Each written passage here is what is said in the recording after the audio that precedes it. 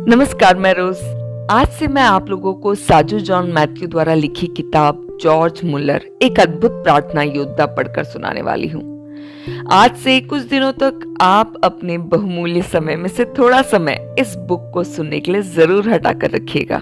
मेरी गारंटी है कि आप लोगों को पछतावा नहीं होगा। ये बुक आपके आत्मिक जिंदगी को थोड़ा और मजबूत करने में जरूर मदद करेगा। मैंने इससे पहले स्मिथ विगसवर्थ, पंडिता रामाबाई, साधु सुंदर सिंह पर लिखी उनकी जीवनी की किताब आप लोगों को पढ़कर सुनाई और साथ ही हेवनली मैन नामक एक असाधारण किताब का मैंने हिंदी ट्रांसलेशन कर आप लोगों को सुनाया। बहुतों ने मुझे कमेंट करके बताया कि ये किताब उन लोगों के जीवन को छू गया, उनके विश्वास को बढ़ाने में मददगार साबित हुआ। मैं आप सभी की शुक्रगुजार हूँ कि आप लोगों ने मुझे इतना प्यार दिया। अगर आप में से कोई नए हैं, मुझे पहली बार सुन रहे हैं, तो आप सभी से मैं रिक्वेस्ट करती हूँ कि चैनल को सब्सक्राइब जरूर करें और बहुतों तक इन किताबों को शेयर करें। क्या पता जाने अनजाने में ही आप किसी के विश्वास को इतना बढ़ा दो कि एक नया जॉर्ज मुलर खड़ा हो जाए। प्रभु यीशु मसीह आप सभी को आशीषित करे। चलिए तो हम इस बुक को शुरू करते हैं। इसके लास्ट पार्ट तक मेरे ही साथ बने रहिएगा। अध्याय 1। हाय दोस्तों, जॉर्ज का पदार्पण हो चुका है। मदिरा और परमेश्वर के वचन का एक साथ सेवन करने वाला विद्वान, धर्मशास्त्र से ज्यादा बियर की बोतलों के साथ अधिक समय व्यतीत करने वाला, शराब खरीदने के लिए अपनी घड़ी और कपड़े गिरवी रखने वाला। जॉर्ज को दोस्तों की बातों में मजा आ रहा था। इसी बीच मद्रालय की मध्यम रोशनी में उसने अपने लिए खाली कुर्सी ढूंढ निकाली। दोस्तों, जॉर्ज का कहना है कि वह लूथरन कलीसिया का पास्टर बनने के लिए पढ़ाई कर रहा है। जेल से बाहर आए हुए उसे थोड़े ही दिन हुए हैं। बस से मिल, मैं परिचय का मोहताज नहीं हूँ। यहाँ सब लोग मुझे जानते हैं। अपनी घूमने वाली कुर्सी पर बैठकर उसने एक चक्कर लगाया, फिर बैरक की ओर देखकर पुकार लगाई, ओए, मेरा हिस्सा ले आओ। मदिरालय के सभी लोग जॉर्ज की आवाज से परिचित थे। उसने अभी उम्र के 20वें वसंत को भी नहीं देखा है, फिर भी पीने के मामले में वह बड़े बड़ों को मात दे देता है। हाले विश्वविद्यालय के पास स्थित वह मदिरालय जॉर्ज का स्थायी ठिकाना है, जहां वह दोस्तों के साथ अपनी शामें गुलजार किया करता है। लेकिन आज तो दोपहर ही हुआ है। हाले विश्वविद्यालय में भौतिक शास्त्र के छात्रों में से उसके अधिकांश मित्र भी यहाँ इकट्ठे हैं। जॉर्ज उसी विश्वविद्यालय में धर्मशास्त्र का छात्र है। पढ़ाई वगैरह कॉलेज में। मदिरालय पहुंचने के बाद जॉर्ज उन सबका हीरो है। ठीक है, अब तुम लोग अपनी बात जारी रख सकते हो। मेरे आने से तुम लोगों का मजा किरकिरा नहीं होना चाहिए, जॉर्ज ने कहा। नहीं जॉर्ज, बाकी बातें तुम्हारी ओर से। हम लोग तो सुनने के लिए तैयार हैं। तुम अपने साहसी कारनामों का वर्णन प्रारंभ कर सकते हो, एमिल ने सबका प्रतिनिधि बनते हुए कहा। कहानी सुनाना जॉर्ज को भी अच्छा लगता है। जॉर्ज ने अपनी कहानी प्रारंभ की कि कैसे उसने हॉस्टल के अपने मित्रों को मूर्ख बनाया था।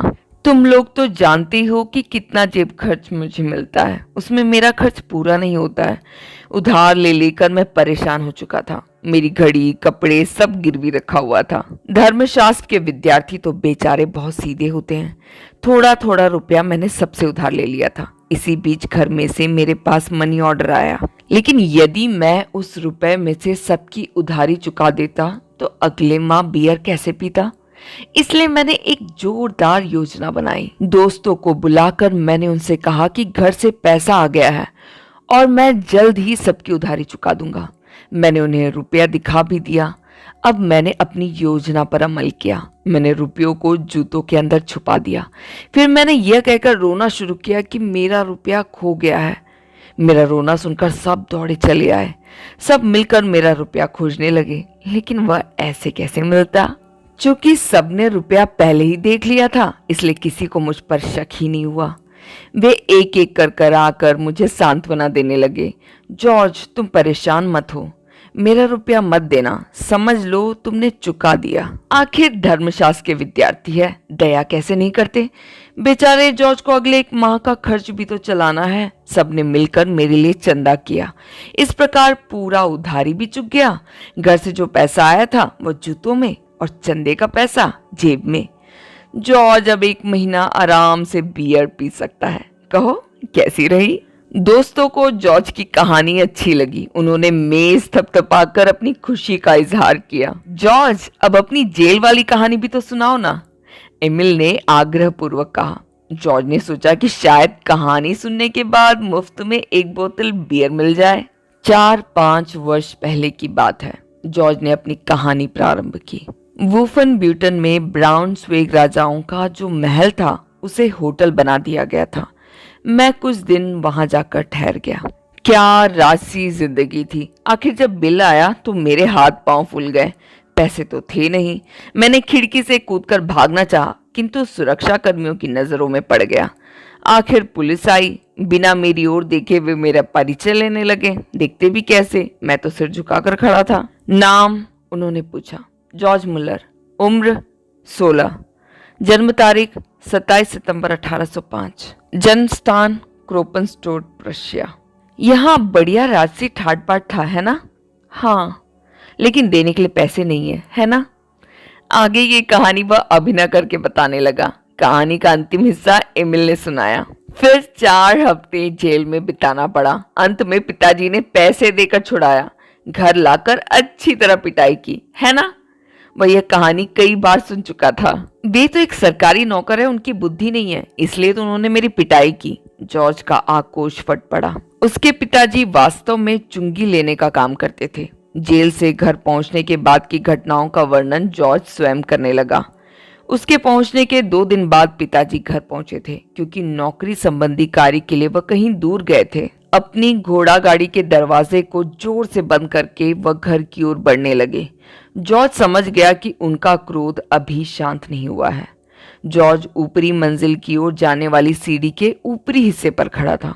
उसने पिताजी को आते हुए देखा। तुम?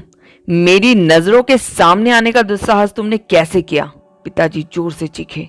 जॉर्ज विचलित नहीं हुआ। वह अपने पिता की ओर आंखें फाड़ कर देखने लगा। आप चाहते तो बहुत पहले ही जुर्माना भरकर मुझे जेल से छुड़ा सकते थे, वह गुर्राया। हाँ, लेकिन मैं ऐसा नहीं चाहता था। मैं तो चाह रहा था कि तुम कुछ दिन और जेल में रहते। विश्वस्त रहना, आज्ञा पालन करना, ये सब तुम्हें सीखना है। अच्छा ये बताओ कि जेल में जाकर तुमने कुछ सीखा या नहीं? यही कि जर्मनी की जेलों में कैदियों को बहुत बुरा खाना दिया जाता है। जॉर्ज ने अपना विचार प्रकट किया। अच्छा खाना तो तुम्हें वूफन ब्यूटल होटल में मिल रहा था, फिर क्या हुआ? सच बताओ, तुम ये सब क्यों करते हो? बस यूं ही, मजे के लिए। मजे के लिए? जब पुलिस की मार पड़ रही थी तब मजा आ रहा था ना। अब तो कम से कम बातें मानना सीखो। पिताजी जॉर्ज के चेहरे की ओर देखने लगे, किंतु उसके चेहरे पर एक रिक्तता के अलावा कुछ नहीं था। अभी तो तुम 16 साल के हो। अचानक जॉर्ज के पिताजी क्रोधित हो उठे और बेत उठाकर उसे बुरी तरह मारने लगे। यह तुम्हें सिखाएगा, वह बुदबुदाते रहे। जॉर्ज खड़े खड़े मार खाता रहा, किंतु उसके अंदर का विद्रोही स्वभाव आसमान तक बढ़ गया। क्या एक मनुष्य का अधिकार है कि वह दूसरे मनुष्य को मारे? यह कैसा रिश्ता है? क्या गुलाम और स्वामी का रिश्ता या पिता और बेटे का रिश्ता? हमेशा एक समूह दूसरे समूह से आज्ञा पालन की अपेक्षा क्यों करता है? यह व्यक्ति जो मेरी पिटाई कर रहा है वो मेरा पिता है या अध्यापक, होटल मैनेजर या पुलिस? रुकिए, आप एक सरकारी नौकर भर हैं। अपने मालिकों की चमचागिरी करना ही आपको आता है। मैं आपकी बातें नहीं मान सकता। जॉर्ज के पिता ठिठक गए। फिर उन्होंने कहा, देखता हूं कैसे नहीं मानोगे। बस मार की कमी है। और बेत फिर से हवा में लहरा उठा। दर्द के मारे जॉर्ज कुलबुलाने लगा।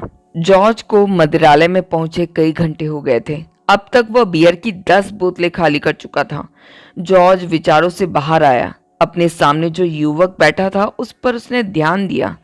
जाना पहचाना चेहरा, इसे कहीं देखा है पर यहां नहीं। श्रीमान जॉर्ज मुलर, आश्चर्य मत करो, मैं बेटा हूं, तुम्हारे साथ स्कूल में पढ़ता था। नशे में भी जॉर्ज को याद आया। हाँ बेटा, मैं याद कर रहा हूं। वेटर, एक गिलास और। जॉर्ज, बहुत हो चुका, अब तुम जाओ, आधी रात हो गई है। ठीक है, मैं जा रहा हूं दोस्त, शुभ रात्रि। जॉर्ज मदिरालय की सीढ़ियां उतरने लगा। वो अपने छात्रावास की ओर बढ़ने लगा। उसे आश्चर्य हुआ जब बेटा उसके साथ साथ चलने लगा। जॉर्ज, मैं तुम्हारा मित्र बनना चाहता हूं, बेटा ने कहा। जॉर्ज ने उसकी ओर देखा। यह क्या बात हुई? कोई भी मेरा मित्र बन सकता है, जॉर्ज ने कहा। नहीं जॉर्ज, मैं तुम्हारा घनिष्ठ मित्र बनना चाहता हूँ। जब से मैंने सुना था कि तुम यहाँ पढ़ रहे हो, तभी से मैं तुमसे मिलना चाहता था। ठीक है बेटा, हम घनिष्ठ मित्र बन जाते हैं, जॉर्ज मान गया। पर तुम क्यों मुझ जैसे पियक्कड़ को दोस्त बनाना चाहते हो? तुम तो स्कूल में एक बड़े अच्छे लड़के थे। यही तो कारण है। मेरे आराधना एवं प्रार्थना में जीवन के बावजूद मैं तुमसे ईर्ष्या करता था। तुम्हें अध्यापकों से डर नहीं लगता था, पुलिस से भी तुम्हें डर नहीं लगता था, हमेशा हंसी मजाक करते रहते थे। अब भी तुम वैसे ही हो। तुम्हारे साथ रहने से मैं भी सब कुछ सीख सकता हूँ। अच्छा, तो ये बात है बेटा। मैं तो सोच रहा था कि तुम्हारी संगति से मैं सुधर जाऊंगा, लेकिन यहाँ तो तुम मेरे जैसा बुरा बनना चाहते हो। देखते हैं कौन किसके जैसे बनता है। जॉर्ज, तो तुम सुधरना चाहते हो, है ना?